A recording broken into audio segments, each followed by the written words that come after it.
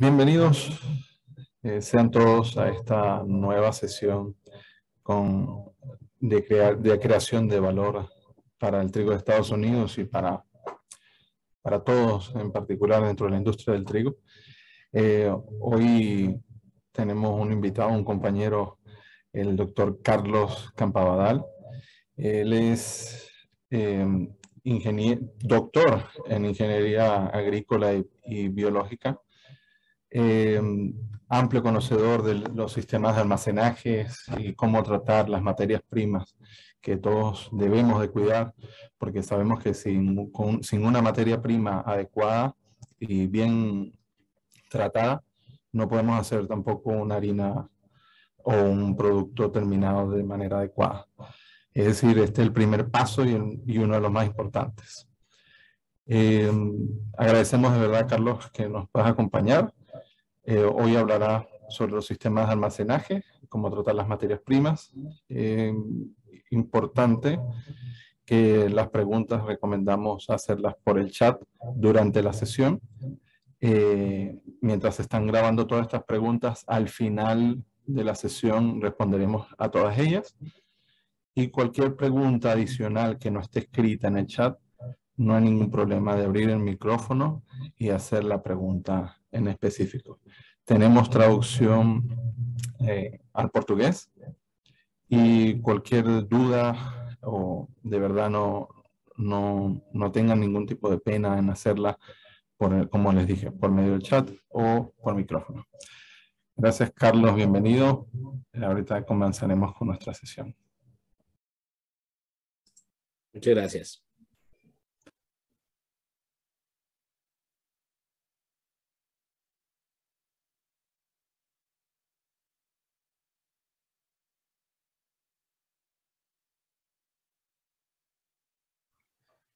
Hola a todos, mi nombre es Carlos Campabadal, soy especialista en almacenamiento de granos y en la manufactura de alimentos para animales en el Programa Internacional de Granos, el cual es un instituto que pertenece al Departamento de Ciencia e Industria de Grano de la Universidad Estatal de Kansas, Kansas State University, como muchos lo conocen. Hoy en día les voy a estar hablando esta presentación sobre lo que es el almacenamiento de trigo en climas tropicales. Bueno, el enfoque del día de hoy es importante ponerlo en ciertos.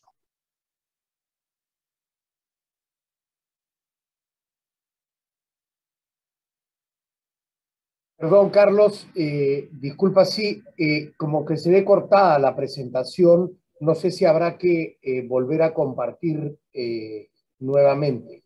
Disculpen a todos. Gracias.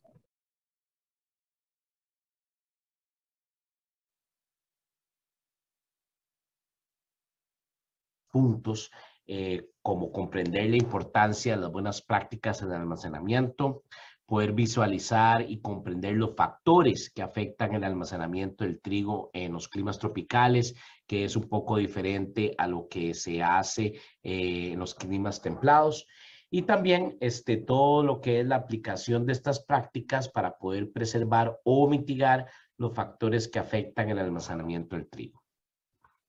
Bueno, ya nos enfocamos ya a lo que son la importancia de buenas prácticas de almacenamiento. No es solo mantener el inventario, ¿verdad?, del trigo que ocupamos para venderlo o hacer la harina. Es también buscar todas las maneras de poder mantener esa calidad del trigo para luego, cuando ya llegue a procesarse la harina, esta tenga la mejor calidad posible. También es importante que las buenas prácticas de almacenamiento nos ayuden a reducir o prevenir que se dé el crecimiento o proliferación de hongos y las hongos que producen micotoxinas durante el almacenamiento, que son las aflatoxinas y las orcotoxinas. Hay muchos tipos de micotoxinas, como vamos a ver más adelante en la presentación, pero estas dos principalmente se pueden producir también durante el almacenamiento por el tipo de hongo que las produce. También es importante todo lo que es relacionado a la reducción de que se dé un riesgo de compactación del trigo en los hilos, tolvas o cualquier estructura de almacenaje. Esto generalmente pasa cuando se dan los problemas del crecimiento de hongos y el trigo se queda pegado y es difícil de sacarlo. También en una buena práctica de almacenamiento nos ayuda a reducir las mermas que se puede dar en el inventario por infestación de insectos. Ya se sabe que cuando hay una infestación de insectos hay un incremento de la población. Al incrementar esta población se da más consumo del trigo o el grano en general por parte de los insectos, hace que se pierda masa. Y también obviamente hay pérdidas hay mermas por pérdida de humedad del grano, ¿verdad? Acuérdense que el trigo, como todos los granos, son materiales biológicos que absorben o pierden humedad contra el ambiente dependiendo cuánto tiempo se almacena y las condiciones climáticas promedio en que están. Y un último punto muy importante, en las buenas prácticas de almacenamiento también tenemos que buscar desde el punto de vista de inocuidad de los alimentos, evitar que se den contaminaciones cruzadas de microorganismos que luego puedan quedar en nuestro producto final, en este caso lo que sería la harina. Bueno, siempre es importante destacar un poco el por qué hay que ponerle atención al trigo o en general los granos cuando los almacenamos en climas tropicales. Generalmente los granos son bien susceptibles a un deterioro principalmente por causa de crecimiento de hongos. Y como sabemos, en los climas tropicales y en algunos casos en los semitropicales, en las condiciones de temperatura y humedad generalmente son las ideales para el crecimiento de hongos. Como vemos aquí en la diapositiva, no todos los hongos, pero en general las condiciones climáticas para que crezcan exponencialmente es cuando la temperatura ambiental promedio está más arriba de los 28 grados Celsius y la humedad relativa, que es la cantidad de agua que está en el ambiente en forma de vapor, en forma de gas, es más del 65-70%. Y claro, el trigo tiene esa tendencia, ¿verdad? Que se puede ver afectada su calidad por este crecimiento de hongos, pero también depende de otros factores, ¿verdad? Agronómicos, cómo se maneja, cómo se almacena en los lugares donde fue cosechado, en fin, otros factores, pero siempre cuando ya llega ese trigo en los climas tropicales hay que ponerle mucho más atención por el crecimiento principalmente de los hongos. Y esto a mí siempre me gusta visualizarlo un poco en lo que yo le llamo el ciclo de calidad del trigo, o le podemos llamar el ciclo de vida también, donde vemos que el trigo viene del campo, ya sea en cualquier país de origen donde fue crecido, pasa por el agricultor, transporte y en el caso de ustedes cuando es exportado, esto es recibido ya en sus lugares, en sus localidades y bueno, ya ahí el afecto de la calidad ya sí es responsabilidad de ustedes o el importador que se los vende, porque en cualquier punto que vemos aquí, ya sea transporte, recibo, almacenamiento, proceso, ventas y hasta que llega a ser la harina, el producto final, ya es responsabilidad de esta persona que lo recibe. Y en cualquier punto de estos puede haber un crecimiento de hongos o una infestación de insectos. Y cuando ya vemos en general, ya enfocado desde el punto de vista de almacenamiento, aquí vemos los factores que principalmente afectan el almacenamiento de granos en los climas tropicales. Aquí lo hemos representado lo que sería un silo metálico, pero eso en general también puede pasar en bodegas planas, silos de concreto. Es importante que la calidad o la almacenabilidad del trigo siempre está determinada por su contenido de humedad, o sea, la cantidad de agua interna que tiene y las condiciones climáticas, como mencioné, en que está expuesta, o sea, la temperatura ambiental y lo que es la humedad relativa.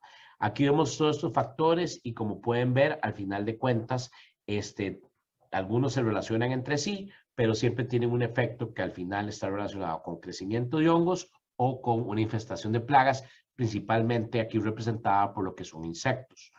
Cuando ya detallamos estos factores, los que vemos aquí en los círculos azules, eso implica un movimiento de agua. Y siempre que hay movimiento de agua interno en cualquier estructura de almacenaje de granos o en una masa de granos, siempre hay problemas de crecimiento de hongos. Ese movimiento de agua puede venir por muchas razones.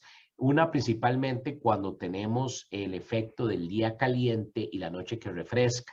Eso es muy típico en los climas tropicales, donde tenemos ese calor que se acumula entre el techo de ese silo, ya sea metálico o concreto, con la superficie del grano. Luego viene la noche, ¿verdad? Baja la temperatura y esa humedad que se acumuló en forma de vapor, o sea, la humedad relativa, se condensa en parte en líquido, entonces ya como que cae agua en el grano, ya una vez que cae en el grano o en las paredes de ese silo, eso hace que las esporas de los hongos empiecen a crecer, se compacten y esos hongos crezcan, produciendo descomposición, malos olores, ¿verdad? Y un deterioro del valor nutricional de ese grano, ¿verdad? Hay otros movimientos que se pueden dar cuando, para que se dé esa condensación. Otro es el efecto cuando tenemos un silo que cierta parte del día le está pegando mucho el sol, se calienta ese lado, pero por el otro lado tenemos un lado más frío porque está bajo una sombra. Internamente hay un movimiento de calor de la parte más caliente hacia el frío, y cada vez que hay movimiento de calor en un silo siempre va a haber movimiento de agua interna, y eso nos puede ocasionar condensación, ¿verdad? Y cuando ya visualizamos un poco lo que es la condensación, bueno, esto se va a ver en diferentes maneras. Uno lo podemos ver aquí en este ejemplo, aunque es maíz, también pasa lo mismo en trigo, donde el agua cae por las paredes de este silo metálico corrugado, toca la superficie de los granos, ahí están los hongos que están en todo lado y se empieza a compactar, ¿verdad? Otros ejemplos lo vemos aquí con este frijol de soya que se calentó porque le cayó agua, empezó a crecer esa temperatura y se quemó el producto. Vemos aquí el cono central directamente abajo donde se llena ese silo, donde se acumula el grano quebrado, finos, ¿verdad? Material extraño. Y aquí vemos este trigo donde le cayó agua en la superficie del silo y empezaron a crecer esos hongos. Y muchas veces el problema, aparte del deterioro de la calidad, como lo mencioné anteriormente, se da una compactación que luego cuesta sacar el producto, y muchas veces se meten personas, trabajadores, y eso les puede causar un problema, que se le caiga ese trigo, queden atrapados con una parte de un efecto de, obviamente, lo que es salud ocupacional. Entonces vimos todo esto que son los factores de cómo se tiene que, lo que afecta el almacenamiento del trigo en climas tropicales. Ahora vamos a ver lo que yo llamaría los diferentes pasos para poder preservar ese grano, ese trigo en los climas tropicales. Y si lo hacemos así, de una manera ya ordenada a la manera de recibir, yo siempre pongo que el primer paso que tenemos que tener bien claro y hacerlo de la mejor manera es el procedimiento de muestreo y análisis. Esto como parte de un programa de control de calidad con sus procedimientos operativos estándares, donde inspeccionamos la calidad cuando nos vienen camiones, ferrocarril, en el medio de transporte, vemos cómo está la calidad y también tomamos muestras que sean en diferentes puntos para que sea representativa de ese lote, y las mezclamos para que sea compuesta. Y luego cuantificamos esa calidad: composición nutricional, cantidad de agua, humedad, si viene con una infestación, si hay contaminantes como micotoxinas, piedras, todo eso para saber no solo cómo viene la calidad, sino nos mandaron lo que nosotros pedimos, y a la misma vez también para poder saber dónde almacenarlo y cómo almacenarlo. Y esto muchas veces va muy ligado, claro, al tipo de trigo que uno compra, ¿verdad? Yo sé que ustedes muchos lo saben, pero en Estados Unidos hay una clasificación de calidad del trigo por parte de la Oficina Federal de Inspección de Granos, que es la que nos da un certificado de exportación con el valor promedio de calidad que tiene ese lote de trigo, ya sea en un barco o en un ferrocarril, como en los mercados de México, donde nos vienen los tipos del grado de calidad, ¿verdad? Y claro, aquí es importante desde el punto de vista de almacenaje, donde vemos que si hay muchos granos que vienen dañados por hongos, pues obviamente eso puede causar un problema más adelante por un crecimiento, especialmente cuando se almacena en climas tropicales con altas temperaturas y humedades relativas altas, ¿verdad?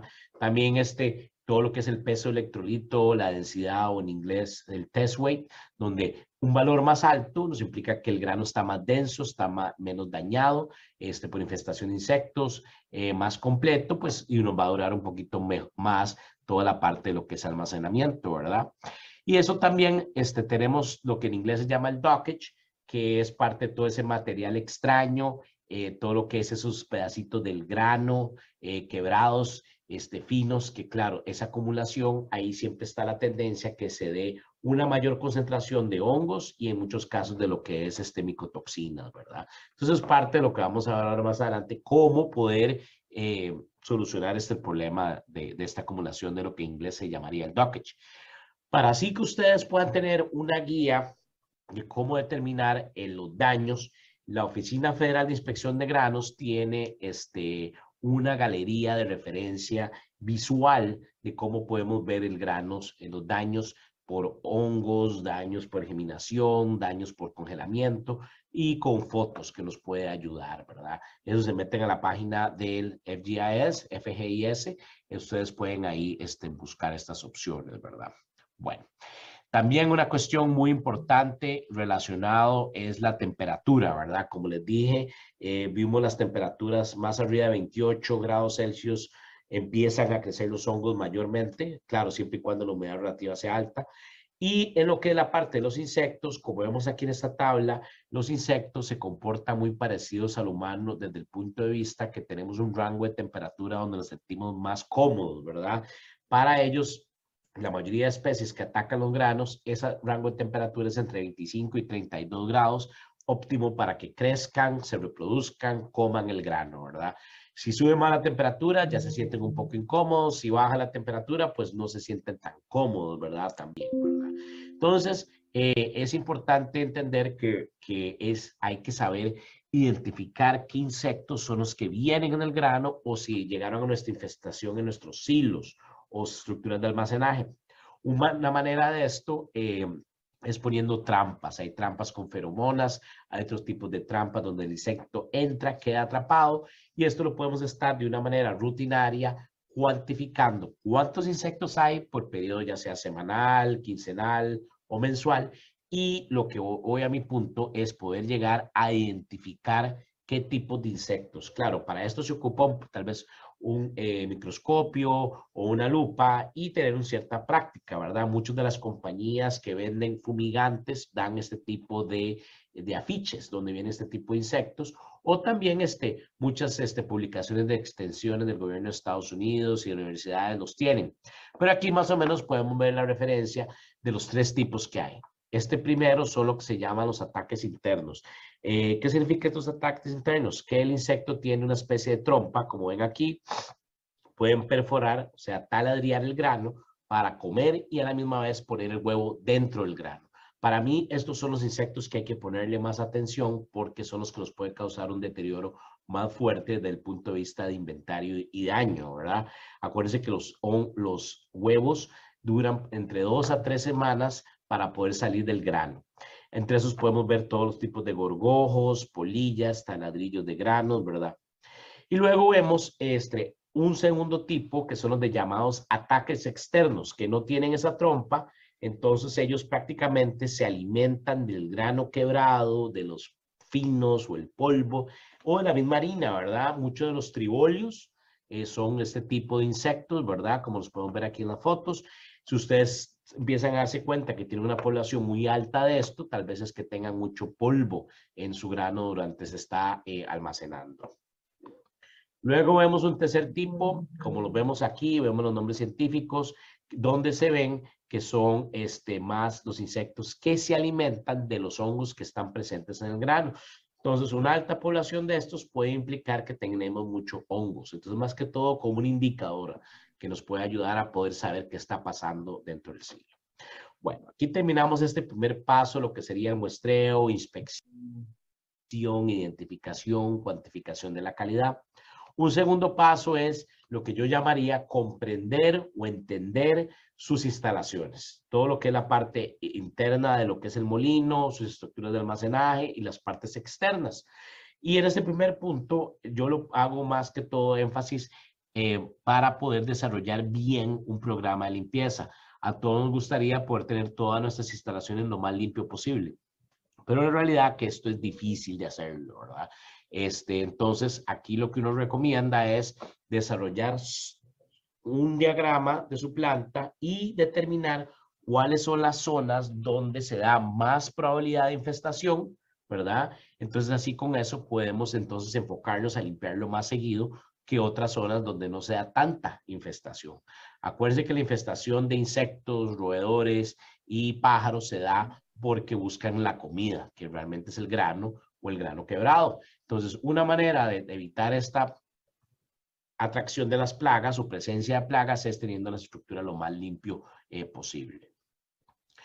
Otro ejemplo, lo que sería este segundo paso de comprender sus instalaciones es desarrollar un programa integral de control de plagas, ¿verdad? Desde el punto de vista de cómo prevenimos que ellos entren a nuestras instalaciones, aplicando todo lo que son barreras físicas, como podemos ver aquí, poniendo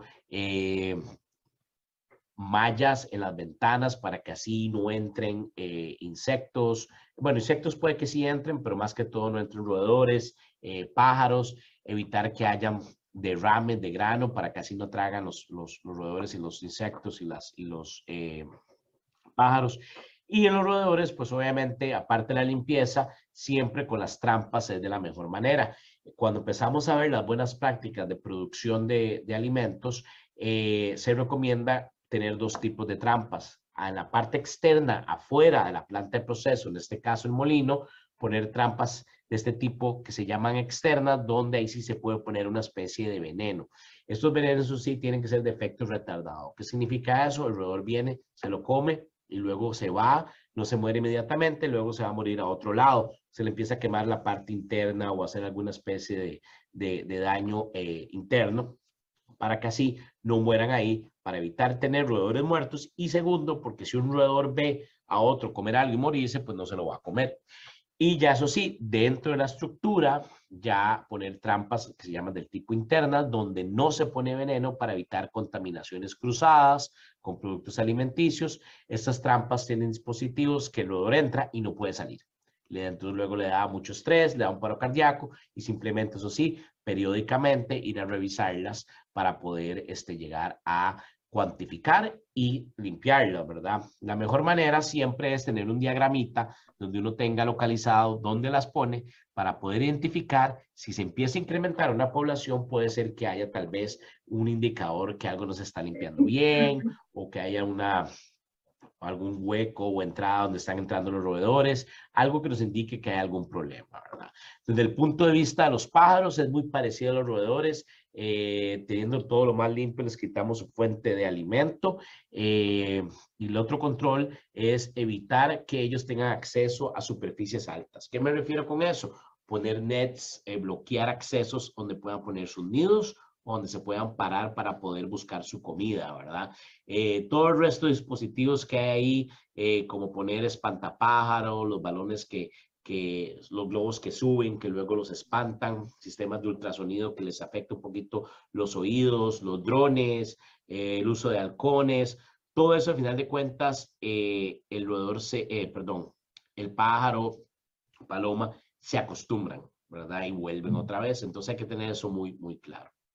Otra estrategia que es importante comprender en nuestras instalaciones es la aplicación de lo que es evitar tener vegetación a la par de las instalaciones, a la par de una bodega, a la par del molino. Ahí lo que hay que hacer es quitar la vegetación y poner piedras y concreto, porque lo que estamos buscando es evitar darles espacio a las plagas para que pongan sus madrigueras. Por lo menos 50 centímetros de largo con una profundidad de 70 a 1 metro, ¿verdad? Para que así no nos hagan todo esto. Ya en detalle también las barreras físicas o exclusión físicas también se pueden poner en silos, se pueden poner mallas para que no entren palomas, para que no entren roedores. Eso sí, no poner malla muy fina en las salidas del aire del silo, porque eso se puede llegar a bloquear por el polvo y uno siempre ocupa que eso esté abierto para que el aire fluya, ¿verdad?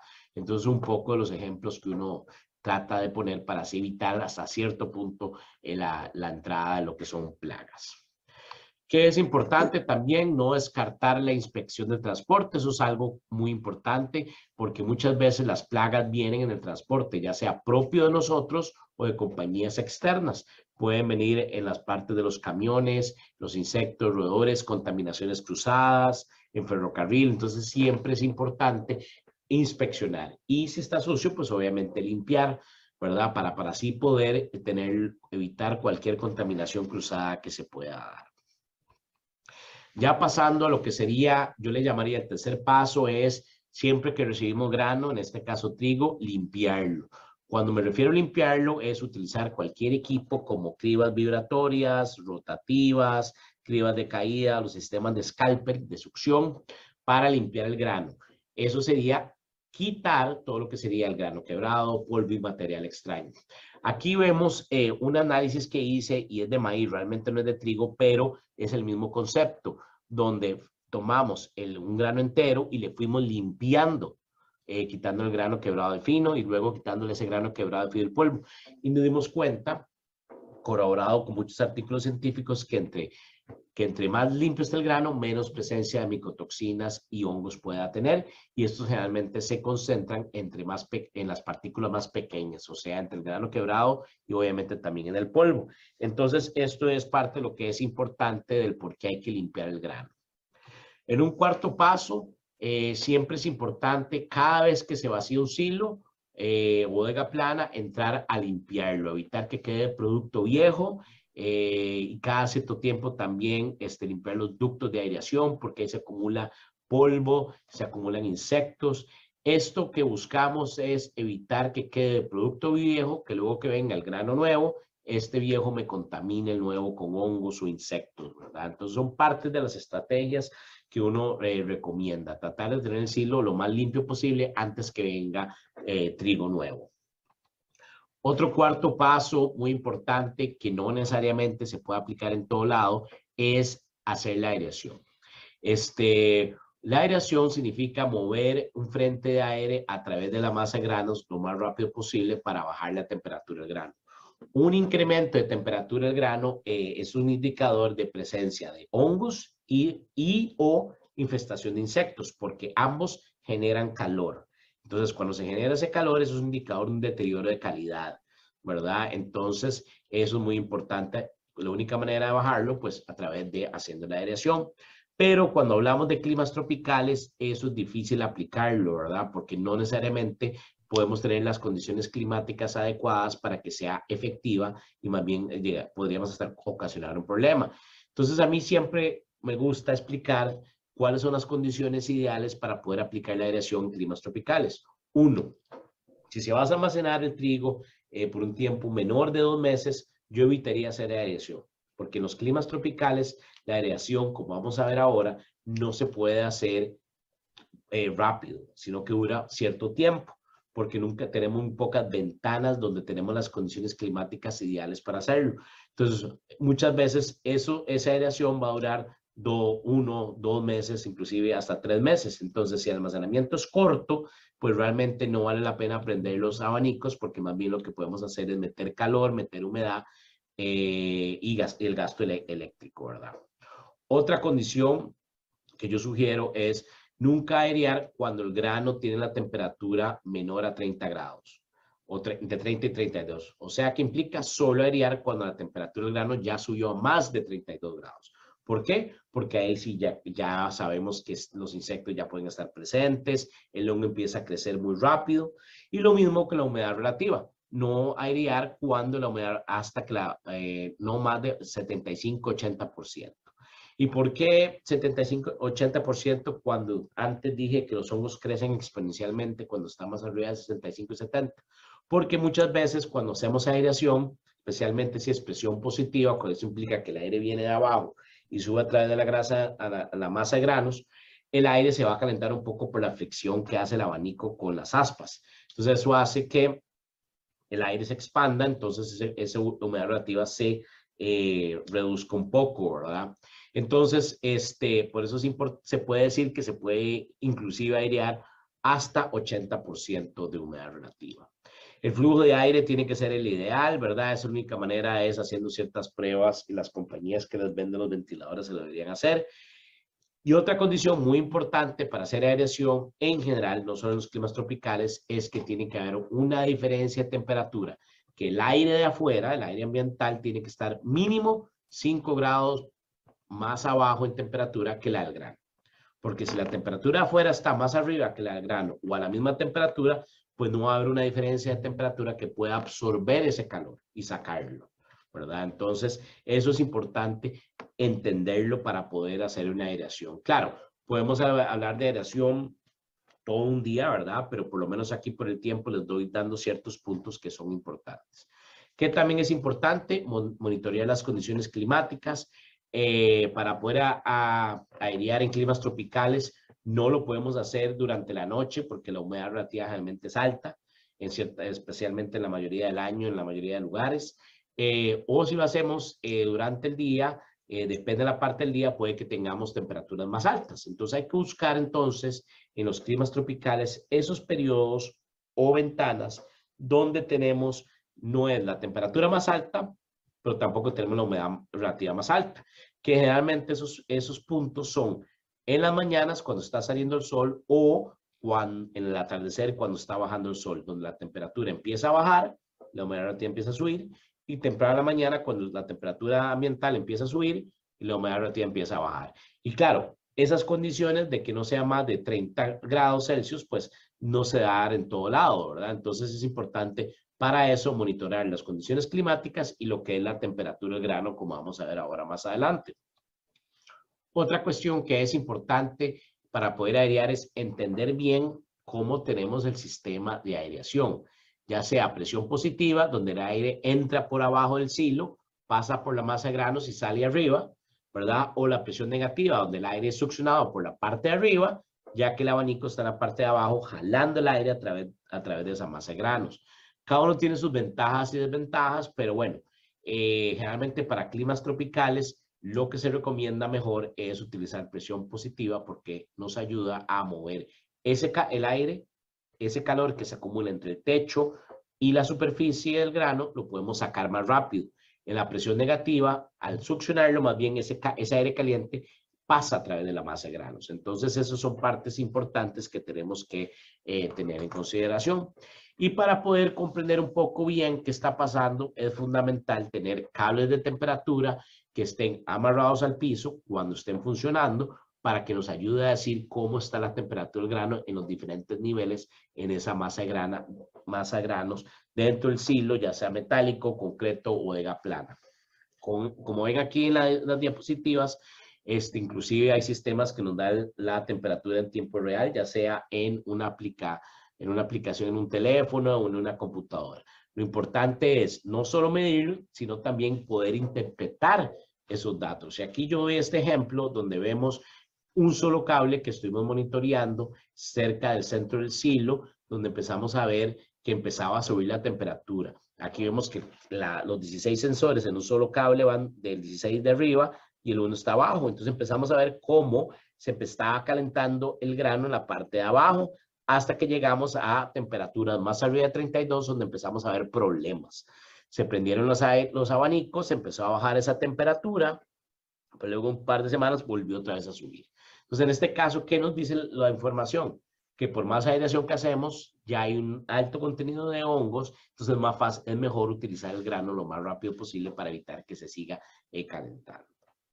Bueno, para terminar este tema de la aireación, como cuarto paso o práctica para preservar el grano, si no se puede hacer aireación en climas tropicales y queremos quitar el aire caliente que se acumula entre el techo y la masa de granos, se pueden también instalar extractores de aire para que así evitar que se dé esa condensación. También se recomienda, si no se va a hacer aireación, bloquear la entrada del aire en los abanicos, porque muchas veces si eso queda abierto es el paso directo de insectos, roedores directamente hacia el grano, ¿verdad? Y también si usted está en un clima tropical y va a almacenar por un tiempo más de 6 meses el trigo, o inclusive en algunos lugares hasta más de 4 meses, se puede utilizar un sistema de refrigeración, que es el mismo concepto de la aireación, que en vez de utilizar aire ambiental, utiliza un sistema como de aire acondicionado que se mete aire enfriado, lo que nos ayuda a bajar la temperatura del grano y eso nos hace que nos dure más, para que los hongos no crezcan y los insectos no se reproduzcan tanto. Otra práctica en este cuarto paso que nos puede ayudar en los climas tropicales es la aplicación de un inhibidor de hongos, ¿verdad? Los inhibidores de hongos son realmente fungicidas hechos a base de ácidos, principalmente ácido propiónico, que lo que nos hace es reducir y controlar el crecimiento de hongos que nos pueden causar deterioro o que pueden producir micotoxinas en los silos, como los hongos de la familia Aspergillus flavus o Glaucus. Estos inhibidores de hongos se pueden poner en sólido, se pueden poner en líquido mezclado con el grano cuando se va almacenando, una vez que se está llenando el silo, ¿verdad? Especialmente si se va a almacenar por un tiempo prolongado. Claro, es importante mencionar que una aplicación extensiva de fungicidas, como son a base de ácido, pueden causar corrosión en las bases del silo, ¿verdad? Especialmente porque en los silos metálicos o en los equipos de manejo de grano donde hay partes metálicas. Y claro, ya enfocando un poco para que comprendamos la parte de micotoxinas, hay más de 300 micotoxinas en la ciencia, pero se ha identificado estas 7 que son las más comunes en los diferentes granos. Y en trigo, principalmente la de más presencia, por lo menos aquí en Estados Unidos, es la DON, que es lo mismo que la vomitoxina, ¿verdad? El nivel aceptable que nos dan aquí en Estados Unidos la Oficina de Medicamentos y Alimentos, que en inglés es la abreviación FDA, nos dice que el nivel aceptable tiene que ser menor a una partícula por millón, ¿verdad? Entonces, esta tablita nos puede ayudar a comprender un poco las micotoxinas, ¿verdad? Las micotoxinas principalmente son producidas en el campo cuando la planta del trigo, el maíz o cualquier grano pasa por algún estrés. ¿Qué significa eso? Una sequía muy larga, mucha lluvia en algún periodo que no es el adecuado, un ataque de plagas, una enfermedad. Eso hace que se le baje un poco el sistema inmune de la planta, entre este hongo, y si está bajo estas condiciones de crecimiento, de temperatura y humedad relativa, y un mínimo valor de humedad, que vemos aquí en esta cuarta columna, empiezan a producir estas micotoxinas. Entonces, la mayoría de micotoxinas, especialmente la DON, vomitoxina, como son producidas por los hongos de la familia Fusarium, se producen en el campo. Pero como les dije anteriormente, las aflatoxinas y las toxinas son producidas por la familia de los hongos Aspergillus, que también producen en el campo y también en el almacenaje. Entonces, por eso es importante comprenderlas, porque así nos podemos entonces si tenemos un buen sistema de muestreo, podemos saber más o menos, si no nos viene al principio, pues al final es un poco más difícil que se den, ¿verdad? Y para eso es importante tener, aparte del sistema de muestreo, una buena medición cualitativa o cuantitativa, ¿verdad? Generalmente, la manera más rápida y eficiente es utilizando los equipos de método rápido tipo ELISA o lo que son las tiras de medición, donde se prepara la muestra del grano, ya con un aditivo, y luego se le pone una tira que luego se mete en un medidor y nos dice si estamos más arriba o más abajo de un nivel o un valor en un rango. Claro, si queremos tener un valor más específico, se puede mandar a laboratorios de química húmeda, donde el HPLC nos pueden dar una cuantificación, ¿verdad? Y hay otra gente que lo que hace es que mide la luz negra, ¿verdad? Porque eso emite ondas ultravioletas que hace que el hongo de la familia Aspergillus brille. Pero esto no implica que si está el hongo, que esté la micotoxina. Y entonces eso es importante. Cuando ya empezamos otra vez a ver los métodos de medición rápida, la Oficina de Alimentos de Estados Unidos, la FDA, y la FGIS, Oficina Federal de Inspección de Granos, ellos hacen en sus páginas, publican cuáles son los equipos que ellos utilizan, que están aprobados para cuantificar micotoxinas de una manera rápida, basado en diferentes tipos de compañías que están aquí presentes en Estados Unidos. Lo que yo menciono es que es importante que sepan que no todos los kits de medición sirven para todos los granos. Aquí esta tabla la bajé de la página de ellos, donde nos vemos aquí el trigo, que lo marqué en anaranjado. No todas las marcas sirven para trigo. Es importante buscar que son para ciertos granos, algunas sirven para todos, otros no, y son específicas para cada micotoxina, ¿verdad? También relacionado a las micotoxinas, también se pueden detectar en proceso. Hoy en día los equipos de sorteadores como el Sortex de diferentes compañías pueden detectar daños en los granos con presencia de hongos y también con micotoxinas y las pueden sacar del flujo. Entonces también es importante saber que se está dando hoy en día ese concepto. Ya volviendo a las otras prácticas de control de plagas, en este caso insectos, estos equipos de remoción, donde se mata el insecto por impacto, los podemos ver aquí en Tuttlers. Ellos lo que hacen es que el insecto entra, ¿verdad? El grano está con el insecto y hace una fuerza centrífuga donde el insecto se muere por impacto, ¿verdad? Esto también es para control en lo que es la parte de proceso. Luego, volviendo a lo que es la parte de almacenamiento y recibimiento, ya entrando al punto de vista de los productos químicos, ¿verdad? Vamos a hablar lo que son la aplicación de insecticidas. Insecticidas son líquidos o sólidos que se pueden mezclar en con el grano, ¿verdad? Para así crear una capa protectora donde los insectos no van a llegar. Esto porque este producto deja un residuo, ¿verdad? A diferencia de los fumigantes. Entonces, los insecticidas sirven más que todo para prevenir infestaciones hasta cierto punto, ¿verdad? Pero no reducen la infestación si ya está. Entonces, hay algunos insecticidas que solo son estructurales, donde se tienen que poner cuando el silo está vacío, en la parte interna o en la parte externa, pero hay otros que también se pueden mezclar con el grano de forma líquida, como vemos acá. Cuando esto se hace, muchas veces le llaman protectores de grano. Y aquí yo les doy un ejemplo de los diferentes productos que hay aquí comercialmente en Estados Unidos. Ya sería a ver si están aprobados en sus países, pero lo menciono para que sepan que hay insecticidas que solo se pueden poner en estructuras, hay otros que se pueden poner con el grano y también son específicos que algunos se pueden aplicar con algunos granos, otros no, ¿verdad? Entonces, porque pueden dañar su calidad. Entonces, eso es importante también que lo sepamos, ¿verdad? Y la última práctica que les quería mencionar el día de hoy es la parte de fumigación. La fumigación es la aplicación de un fumigante para reducir una infestación cuando se da una alta población de insectos o cuando su gobierno los obliga a hacer una fumigación a recibir grano importado o para poder procesarlo, ¿verdad? Entonces, claro, el fumigar es un poco diferente porque solo hay 3 fumigantes disponibles para aplicar con el grano.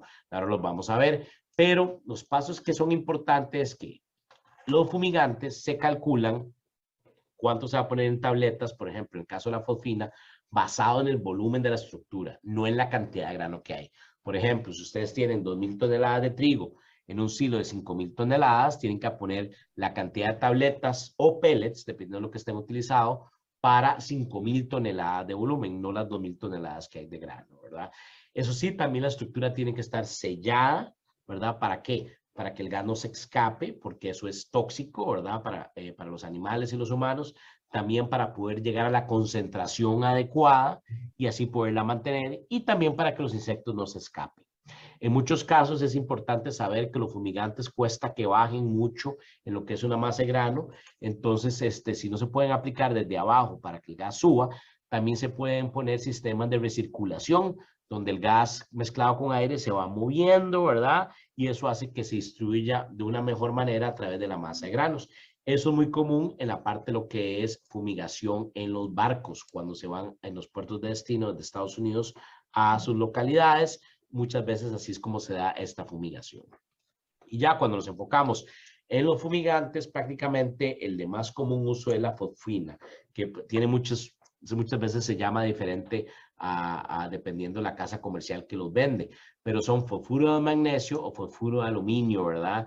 Generalmente esto trabaja de una manera que se pone una concentración baja y se mantiene por un tiempo largo, ¿verdad? Se trata de llegar a la concentración y de ahí eso dura 24 a 48 horas y luego esa concentración se tiene que manejar de 48 a 72 horas para que así el gas esté por todo lado y pueda matar por su exposición todos los insectos, ¿verdad? Tiene un efecto que penetra un poco el grano, dependiendo de la profundidad y el tipo de grano, ¿verdad? Y aquí lo pueden ver un ejemplo de eso. Luego está el que por mucho tiempo se utilizó muy efectivo, el bromuro de metilio, donde se puede poner concentraciones altas en tiempos cortos. Es un poquito más fácil de usar en ese punto, pero ¿qué es el problema con el bromuro de metilio? Que ha sido prohibido su uso casi en su totalidad. Solo se utiliza para hacer cuarentenas o en algunos casos de emergencia porque es de estos gases que dañan la capa del ozono. Entonces, en el Tratado de Kioto, las Naciones Unidas, en sus conferencias ambientales, hace casi 20 años, lo prohibió. Sí hay algunos lugares que lo van a ver porque todavía se usa un poco, pero ahí eso es parte de las limitaciones que tiene. Entonces, hoy en día, hace varios años, salió el sulfuro de fluoridio, que siempre ha estado en el mercado, pero más que todo para nueces y frutas, pero se está empezando a utilizar en granos en algunos lugares donde está registrado como algo parecido al bromuro de metilio. Anteriormente la marca era Profume, no es corrosivo, como sí lo es la fosfina, no contamina el ambiente, como es el bromuro de metilio, y tiene una ventaja, que se puede poner en tanques ya gasificados desde afuera. No es como el bromuro metilio que hay que ir a ponerlo por dentro, o las tabletas y pellets como se pone en la fosfina. Y ya para acabar, si no quieren hacer tienen una infestación de insectos y ya vaciaron el silo, se puede hacer un tratamiento de calor, como también se puede hacer en los molinos, donde se llegan a temperaturas entre 55 y 65 grados Celsius para poder matar los insectos, ¿verdad? Son casi 100% efectivos. Eso sí, el silo tiene que estar vacío y limpio, ¿verdad? Bueno, ya con eso terminamos la presentación, pero siempre es importante resumirla. ¿Qué haría yo para poder almacenar bien el trigo en clima tropical? Trataría de limpiarlo de la mejor manera. En los silos mediría la temperatura con los cables de temperatura para saber qué está pasando. Aplicaría aireación si la temperatura sube cuando sea posible. Si no es posible, usaría lo más rápido ese trigo, almacenaría en tiempos cortos. Si tienen problemas de hongos o de infestación de insectos, aplicaría fungicidas para los hongos, insecticidas obviamente para los insectos, y solo fumigaría cuando sea necesario que tenga una infestación ya con una buena cantidad de insectos. Cada país debe tener su nivel o cada compañía que determina cuando una muestra está infestada. Aquí en Estados Unidos es cuando hay uno o dos o más insectos que atacan los granos en una muestra de 1 kilo. Eso más que todo lo que yo haría en la parte de resumen. Y el mensaje que quiero que se lleven a sus casas es que al final de cuentas, la calidad de las materias primas, en este caso el trigo o el producto terminado, en el caso la harina, nunca mejora durante su almacenamiento. Nuestro objetivo es mantener esa calidad de la mejor manera a como la recibimos. Con eso, muchas gracias por su atención. Aquí pueden ver que está mi correo electrónico.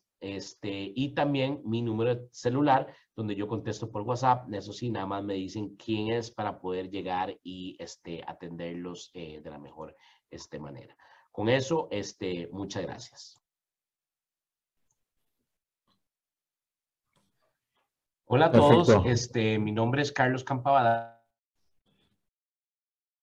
Muy enriquecedor, muy lleno de información que yo sé que las personas en una breve presentación es difícil explicar todo un mundo dentro del almacenaje. Carlos, si pasamos a las preguntas, tenemos una primera pregunta de Karen. Ella indica que en cuanto a cuantificación de insectos, hay tablas, guías para definir los niveles de infestación.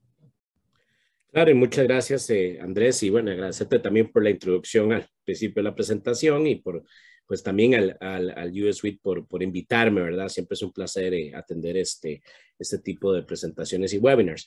Con respecto a la pregunta de Karen Fuentes, bueno, lo voy a contestar de una manera a cómo se maneja, digamos, en Estados Unidos.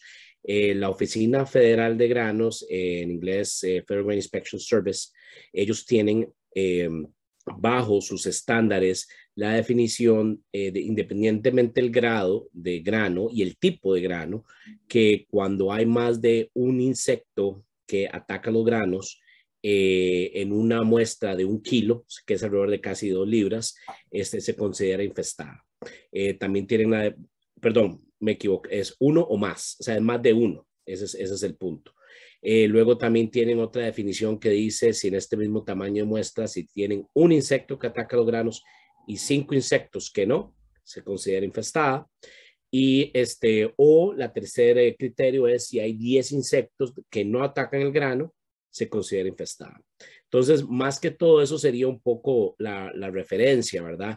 Hay criterios científicos, estudios de población que la gente investiga y publica alrededor, pero muchas veces las compañías determinan mucho cuál es el nivel de aceptación de infestación dependiendo las condiciones que tienen y el mercado en que están. Y también en algunos casos puede que cada país o cada región tenga también sus propias regulaciones al respecto con infestación, ¿verdad? A mí me gusta siempre recomendar la del FGIS, Oficina Federal de Inspección de Granos, desde el punto de vista que cuando es importación de grano americano, en este caso trigo, pues eso sería el criterio que se utiliza, ¿verdad? Y realmente eso es más que todo viene basado también en estudios científicos en la dinámica de población. Entonces, por ese lado sería la respuesta. Carlos, Y solo claro, para agregar, sí, si adelante, hay una Andrés. consulta, es decir, si no se consiguen insectos, pero se consiguen carcomas o huevecillos, o ya en estado de larva, ¿hay alguna norma? Bueno, yo tenía entendido que era un insecto o más de un insecto o más de dos larvas, algo así creo que era. Sí, también hay esos criterios con las larvas, ¿verdad? El único problema de eso es que es difícil cuantificarlo si uno no lo ve las muestras bajo el microscopio con una lupa, ¿verdad? Porque ese es difícil, por si tenés toda la razón. Yo muchas veces no lo menciono por lo difícil que es de poder identificarlo, claro, en ese sentido. Claro, la otra parte, como quería contestar esta pregunta, es que eso sí, para poder determinar más de un insecto que nos puede causar que la muestra esté infestada, hay que, eso sí, hacer un buen muestreo, ¿verdad? Un muestreo que se tome muestras en diferentes puntos, las muestras, submuestras, llamémoslo así, sea compuesta y se vuelve una sola muestra representativa de este lote, ya sea camión, ya sea silo, ya sea bodega de barco, el espacio que sea, el volumen de grano que sea necesario. Perfecto. Súper, toda la razón. Voy a terminar con las preguntas escritas y después pasamos a la persona que tiene la mano levantada. Ronnie Vega consulta, ¿es recomendable utilizar lo antes posible el grano cuando ya está infestado con insectos? ¿O es necesario que se debe fumigar? Pues, o necesariamente se debe fumigar. Bueno, aquí es una pregunta, Ronnie, y gracias por la pregunta, un poco más que todo el de criterio de que yo le llamaría de compañía, porque también varía el nivel de infestación, ¿verdad? Porque en el caso del trigo, el producto final son las harinas y claro, depende si ustedes tienen el equipo para remover insectos durante el proceso, ¿verdad? Ahí tendrían que cuantificarlo un poco, pero desde ese punto de vista, dependiendo del volumen la cuantificación de la infestación, yo siempre trataría de usarlo lo más rápido posible, pero si lo va a continuar de almacenar por cierto tiempo, definitivamente fumigar. Claro, siempre y cuando el nivel de infestación, si ya el nivel de infestación es muy alto, independientemente que se vaya a usar lo más rápido posible, sí es importante hacer la infestación para que no se siga propagando esa infestación para los demás silos, la planta, camiones, donde sea que se esté dando, ¿verdad? En ese sentido. Y claro, también como dije, si el equipo que ustedes tienen, el equipo para remover insectos por impacto, como los equipos de impacto y remoción de insectos en el proceso en sí. Perfecto. Sí, lastimosamente, yo he visto un comentario solamente Sí, de la industria, es que no se ven muchos impactadores en la limpieza, se ven solamente en las harinas terminadas, Ajá, ok. con mayor revolución y todo esto, pero lo más ideal, como tú dices, era colocarlo antes de una despuntadora para poder eliminar estos insectos si entran ya al proceso, como tú dices. Pero sí, buenísimo. Jenny nos indica, la persona que tenía la mano levantada la bajó porque ella dice que ya respondieron la pregunta. Ok. Ella con uno de tus comentarios, así que súper. Perfecto. Otra pregunta, dice el señor Agustín, dice, ¿existe alguna tecnología para detectar en tiempo real infestaciones o contaminaciones en silos de trigo? Bueno, voy a dividir la pregunta primero con infestaciones de insectos, ¿verdad? Existen, han desarrollado tecnologías de medición de ultrasonidos para poder ver si hay infestaciones. El Departamento de Agricultura de Estados Unidos, realmente no conozco nadie que lo use desde el punto de vista comercial, pero existe otra tecnología que mide el dióxido de carbono. Entonces, el CO2, y es una tecnología que yo trabajé hace unos 10, 15 años, donde se ponen sensores en los silos, entonces uno va monitoreando los niveles del CO2. ¿Qué es la implicación de eso? Bueno, primero hay que tener los hilos, los sensores bien distribuidos. También miden el CO2 que emite el hongo. Entonces, dependiendo de la infestación, empieza a haber más consumo de oxígeno, salida de dióxido de carbono de los insectos, lo mismo que los hongos. El comportamiento es diferente generalmente son como picos cuando uno grafica ese contenido de dióxido de carbono, que igual los medidores de sensor lo dan en tiempo real en una computadora, en un programa. Uno ve picos que va subiendo y va bajando, pero van aumentando, ¿verdad? Conforme eso va pasando. Eso es una manera de cuantificarlo hoy en día. Hay ciertas compañías que ya están vendiendo esa tecnología. Y en hongos también, que a veces es un poquito más difícil, pero siempre va en crecimiento, no son picos de subida y bajada, ¿verdad? Y claro, no voy a decir también la tradicional siempre ha sido medir la temperatura del grano. Un incremento de temperatura puede ser una infestación o puede ser un crecimiento de hongo. Lo que pasa es que con el incremento de temperatura es difícil saber cuál es. Realmente se mide más que todo cuando ya se mide incremento de temperatura por infestación, es que la infestación es muy grande, comparado por el calor que emite los hongos cuando están creciendo, ¿verdad? En ese nivel, ¿verdad? En la parte de contaminaciones, no sé si se refería tal vez ahí a hongos, pero aplica un poco lo que yo estaba diciendo con los sensores de CO2 y los cables de temperatura, ¿verdad?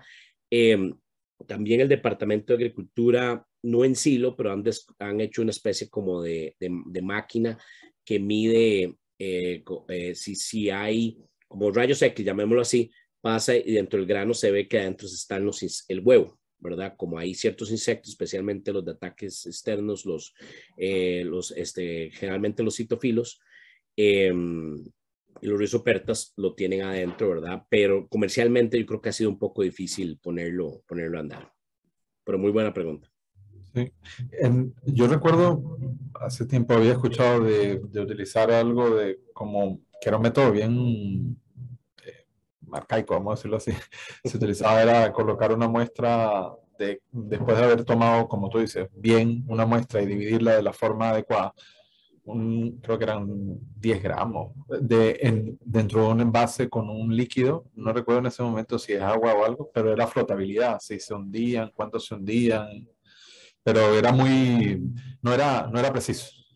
Sí, y sí, claro, yo también lo recuerdo y tenés razón, el criterio era mucho que si el grano, el insecto dejó el camino, si no lo tapó para poner el huevo, se mete el agua y pierde densidad, pierde test weight, entonces o flota o ya pasa una infestación por ahí, pero es difícil, ¿verdad? En ese sentido, ¿verdad?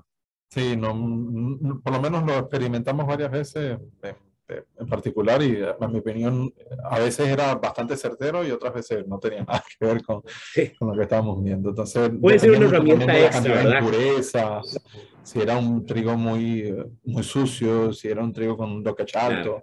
Claro. Todo eso influía mucho en la muestra, entonces era más difícil, pero era solo para agregar. No, buenísimo. Andrés. Sí, Miguel. Sí, agradecerles a los dos, excelente la discusión que se ha generado. Y desde mi esquina quería comentarles algunas cosas que a mí me ha tocado ver que tienen que ver con infestaciones y muchas veces de otros microorganismos también.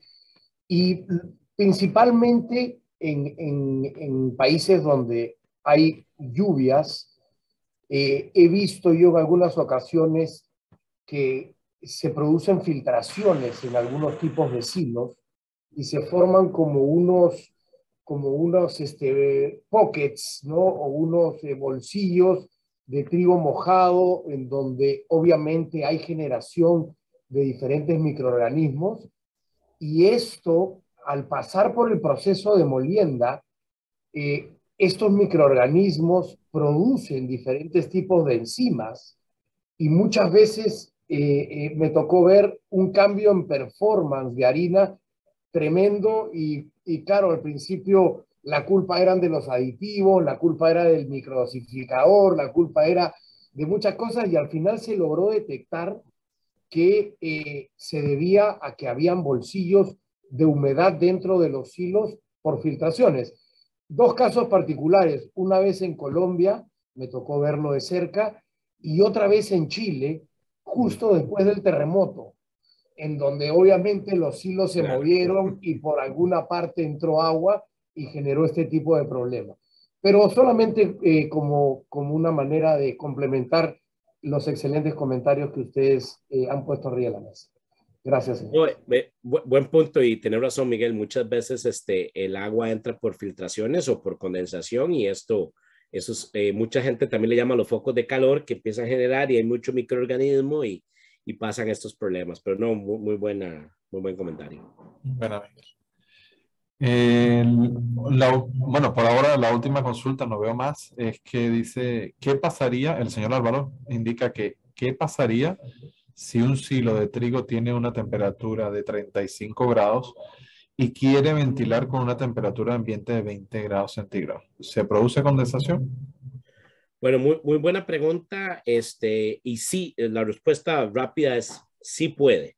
Lo único que eso sí que habría que ver mucho es la humedad relativa que hay, ¿verdad? Porque 35 grados, si están tal vez dependiendo donde se localicen en clima tropical, si la humedad relativa no es tan alta, pero cuando baja, perdón, esos 20 grados, si la humedad relativa es alta, es más probable que se da un poco de condensación, pero ya con la ventilación, al prender los abanicos, ya esa condensación debería, ese calor que se acumuló, todo debería salir, pero puede ser que se dé un poco.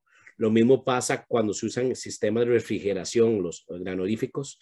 Al principio pasa un poco, pero ya después todo, esa temperatura se vuelve uniforme, ¿verdad? Y ya no debería pasar. Muy buena pregunta. Por ahora no veo más consultas. Voy a solamente revisar rápido si hay alguna mano levantada. No. Así que no veo más consultas. Si alguien, doy solo un minuto más porque no queremos quitarle más tiempo a Carlos y a Mac y a todos nuestros compañeros y igual a todos los participantes. Si en un minuto no vemos ninguna consulta, yo creo que sería de verdad agradecerte, Carlos, de verdad por tu presentación. Ha sido muy buena. Sé que hay muchas personas que se van a aprovechar la misma y te van a contactar. Tenlo por seguro.